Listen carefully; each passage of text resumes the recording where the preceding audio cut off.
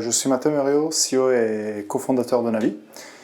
J'ai un parcours côté finance plutôt mathématique, donc double spécialisation surtout dans le pricing de produits dérivés.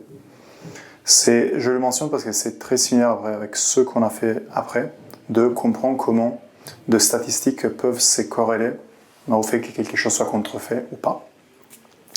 Je pars aux États-Unis à finir mon parcours d'études et ma dernière expérience de travail lors des études. Et là, je rencontre aussi mon cofondateur pendant qu'on était à Stanford, cofondateur qui est français, Mathieu, et avec qui après on a créé Navi.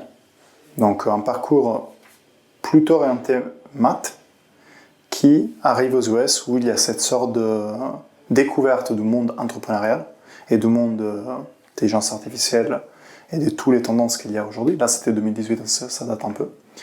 Et avec cette cofondateur, on décide, avec mon cofondateur, de revenir en France et de créer Navi de Paris. Pouvez-vous nous présenter Navi ? Bien sûr. Navi est une société de recherche qui essaie de changer le monde de la contrefaçon, de la lutte à la contrefaçon. Ce marché est aujourd'hui un marché extrêmement manuel. Donc on loue concrètement des analystes pour aller sur les sites, chercher le contenu, définir si c'est bon ou pas bon, et le faire enlever. Nous, du début de l'histoire de Navi, on a essayé de se demander comment on peut aller apporter les actions de rémotion de contenu de façon proactive, pour essayer d'enlever le contenu faux, même avant qu'il soit uploadé. Pour mettre énormément de technologie, pour réduire le temps de traitement de quelques semaines à quelques minutes. Clairement, c'est très compliqué, il y a plein d'étapes qui dans ces dernières 5 années ont été faites. Mais globalement, c'est prendre toute la science et toute la technologie et toute la recherche qu'on le peut et l'appliquer à un marché très important. 6e contributeur d'émissions CO2 au monde si c'était un pays, la contrefaçon, centaines de millions de produits par an, gérés par la criminalité organisée. Donc mauvais pour l'environnement, les personnes parce que les producteurs sont comme des esclaves, aucun droit. Et pour l'économie aussi de beaucoup de marques européennes et pas que. Navi utilise l'intelligence artificielle ?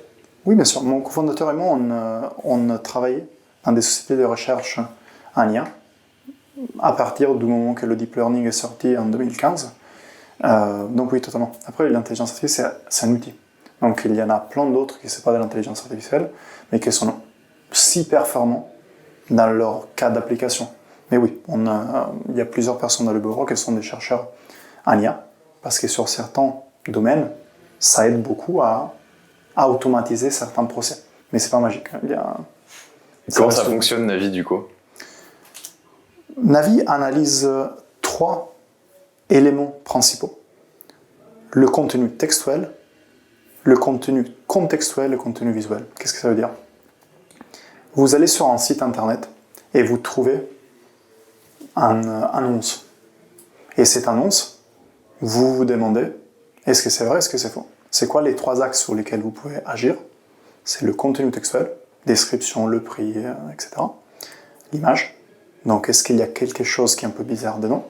Un packaging qui n'est pas fait comme il le devrait, un étiquette qui ne devrait pas être comme ça, ou le contextuel. Est-ce que cet vendeur, on le connaît déjà comme étant quelqu'un de pas bien ? Et donc, la technologie arrive à retrouver le contenu, il l'analyse sur ces 3 axes, et après, sur la base des résultats, donc le mapping d'Internet de tous les contenus de la marque, de l'analyse de l'annonce en particulier, donc résultat et le contexte, on prend des actions. Et donc, on fait enlever le contenu. Et tout l'enjeu, et ce que Navi essaie de porter à ce marché depuis 5 ans, on est la société européenne, française, la plus grande un peu dans ce marché. Les autres sont tous des gros compétiteurs américains, et dans certains cas asiatiques. On essaie vraiment de porter une approche scientifique. Donc de se dire qui sont les bons acteurs, autant vendeurs que plateformes, c'est quoi les temps de réaction d'une certaine plateforme, qui est propre, qui est sale, pour vraiment aider les marques et aussi les plateformes, parce qu'on vend aussi des technologies aux plateformes, pour les aider à protéger leurs utilisateurs, leurs clients, de la façon la plus efficiente possible. Donc vraiment prendre une approche de qu'est-ce qu'on voit, qu'est-ce qu'on peut faire de mieux, et mettre toute la technologie pour y arriver. Pour la marque, comment ça se passe ? C'est une application, ils l'installent Pour la marque, ça dépend du niveau d'engagement que la marque veut avoir, mais concrètement, c'est nous qu'on gère. On fait des appels d'onboarding avec la marque dans lesquels on discute c'est quoi un produit officiel, c'est quoi un produit faux, et comment on distingue les deux. Parce que clairement, la technologie doit apprendre comment séparer de vrai de faux, sinon on risque de faire des erreurs.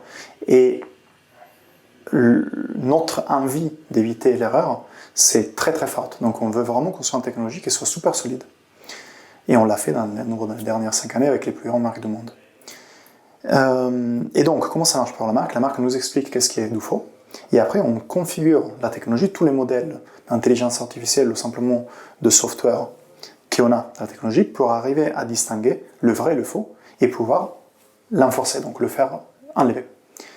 Ce marché est un marché où il y a 3 acteurs qui sont fondamentaux. Les acteurs comme Navi, mais surtout les marques et les plateformes. Parce que le contenu sur les plateformes, principalement, et les marques sont celles qui détiennent les droits de propriété intellectuelle, ainsi que la connaissance par rapport au produit. Donc nous, on a aussi une autre particularité, autre que porter une approche scientifique et très technologique. On essaye aussi de faire parler ces entités pour rendre la vie de tout le monde plus facile.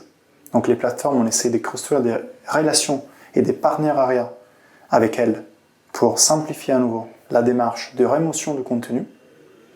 Et pour les marques, on essaie aussi de rendre plus facile la protection de la marque avec plein de technologies. Les plateformes et les marques, qu'est-ce qu'elles vous disent sur le retour du produit? C'est très très bien. Ça peut être toujours mieux. Mais en 5 ans, on n'a jamais perdu un client. On protège 5 des 6 plus grandes marques de luxe au monde, avec lesquelles les contrats ils ont grandi dans les années, et dans lesquels il y a une vraie relation de confiance qui s'est instaurée. Parce que ce que je dis toujours quand on rencontre un nouveau client, c'est on se donne vraiment à fond. Donc s'il y a un objectif, on fait tout ce qu'on peut pour l'atteindre. Et cette confiance mutuelle, je pense, les clients le voient. Là, on a fait un événement récemment, il y a plein de clients qui sont venus dans les bureaux.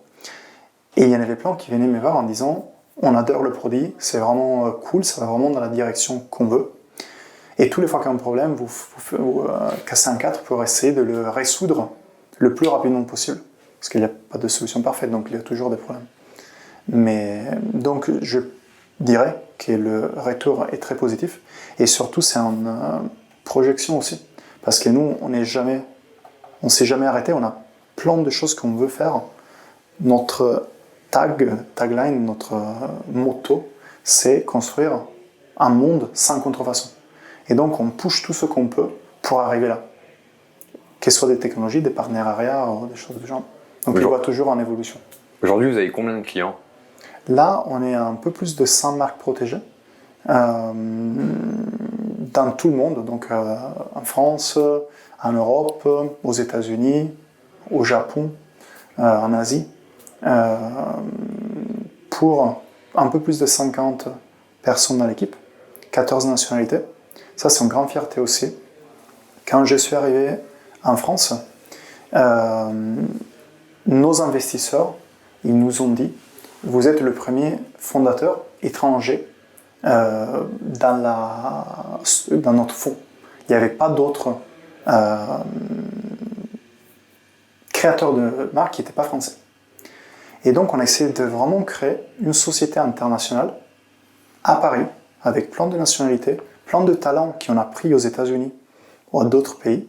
Notre chef de l'ingénierie, il y avait 2 offres, un par Intel aux États-Unis et une par nous. Et il a choisi de venir chez nous, parce qu'on lui a fait une offre très bien. Et donc, c'est fait de créer vraiment un vivier de talents à Paris, mais qui respire en air international. C'est très important pour nous et aussi très cool pour travailler au quotidien. Votre perspective dans les années à venir, c'est continuer de grandir? Vous avez des objectifs particuliers? Plan. On veut devenir l'acteur de référence de ce marché. Notre marché, jusqu'à là, comme on le disait au début, c'est un marché de tout loup en analyste. Donc tout une personne physique, souvent dans un pays de tiers-monde, en Inde, Philippines, etc., qui va manuellement chercher le contenu. Et nous, on veut transformer ça dans un marché technologique, donc William Technologies, qui comprend tous les endroits où le contenu est sur Internet et arrive facilement, il arrive à séparer le bon du faux et nous dire où il faut intervenir avec précision et à nouveau de la technologie qui va dans la bonne direction. Donc les objectifs pour les prochaines années, c'est de grandir beaucoup. Nos compétiteurs américains sont très grands et donc on peut lui prendre de marché, on doit lui prendre de marché en s'appuyant sur notre excellent référence client, sur notre équipe d'ingénierie qui représente 2/3 de tout notre budget dépensé. Donc Navi est une société de recherche, on fait presque que de la recherche et donc on doit continuer à pousser sur ça, plus de recherche, plus de qualité dans notre produit pour prendre des parts de marché et devenir un acteur de plus en plus important. Pour que la marque ou la plateforme vous choisisse vous et pas le produit américain, qu'est-ce que vous avez envie de lui dire? La chose plus facile, c'est de parler avec nos clients parce qu'ils vont lui dire pourquoi, quand ils se sont posé la même question, ils nous ont choisi, surtout des années après, qu'est-ce qu'ils apprécient chaque jour. Mais ce qu'on peut promettre, c'est on va sur la qualité par la quantité. On essaie vraiment de résoudre toute problématique avec de la technologie, de façon que cette problématique, la solution de la problématique sera scalable, qu'il ne faut pas toujours mettre plus de gens, plus de monde et les cumuler, mais on peut avoir des solutions qui lui permettent de protéger l'autre plateforme des millions, aussi par marque des millions de produits, avec la même simplicité dans laquelle on pourrait en protéger 1000. Parce qu'une fois que la technologie est faite et développée, elle peut scaler pour le reste. Est-ce que vous avez des échanges avec les pouvoirs publics, l'État? Oui. Donc, il y a plusieurs dispositifs pour comprendre quelles plateformes peuvent créer un risque systémique en France, ou en Union européenne, ou aux États-Unis. On est dans le comité de lutte à la contrefaçon de l'INTA, qui c'est un organisme américain de marque, de protection des marques, c'est le plus grand organisme de ça. Ainsi qu'on collabore avec la plupart des entités gouvernementales françaises et européennes pour donner des datas. Et donc pour expliquer dans le terrain qu'est-ce qu'on voit quotidiennement, où il y a la contrefaçon, où il y a quelles plateformes sont propres, quelles plateformes ne sont pas propres, c'est quoi les tendances. Pour comprendre aussi comment ils évolvent la problématique de la contrefaçon et qu'est-ce qu'on peut faire aussi d'un point de vue public pour protéger les personnes de ces fléaux. Ça peut permettre du coup à l'État d'augmenter encore son nombre de contrefaçons qui sont arrêtées tous les ans. Le chiffre en 2023, il a été de 12 millions de produits de contrefaçon en France. Dans notre cas, il y a clairement un élément d'arrêter plus de marchandises, mais il y a aussi un élément très important qui c'est mettre en place des dispositifs à niveau online pour essayer de s'assurer qu'ils ne peuvent même pas être mis en vente ou pour faire si qu'ils soient bloqués très rapidement. Donc, pas seulement la partie après offline avec les douanes et tout ça, il y a des excellentes entités comme l'Unifab en France qui gèrent ça, mais c'est aussi beaucoup la partie de comment on peut faire pour rendre la vie à les plateformes plus facile. C'est pas facile pour la plateforme de distinguer en contrefaçon d'un vrai. Comment nous on peut faire un partenariat avec les plateformes pour simplifier tout ce travail.